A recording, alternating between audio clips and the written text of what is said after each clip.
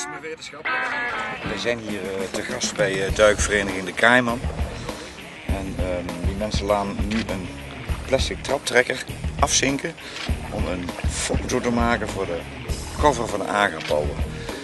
Dat is een kreet bedacht door Ben van Nieuw. Een van de eerste ludieke covers die we gemaakt hebben dit jaar. En daar staat op: tractor ploegt zeebodem. En dat gaan we nu in beeld brengen vandaag. Als het lukt.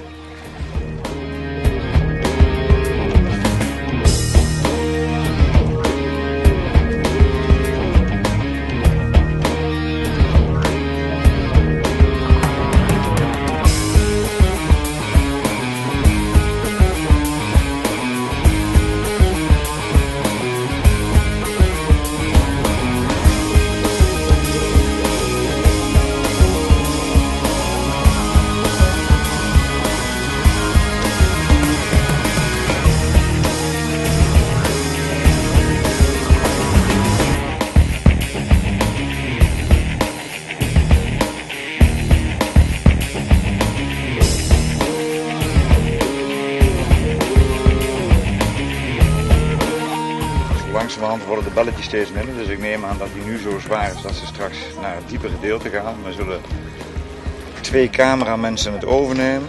De een die zal het filmen en de ander gaat foto's maken.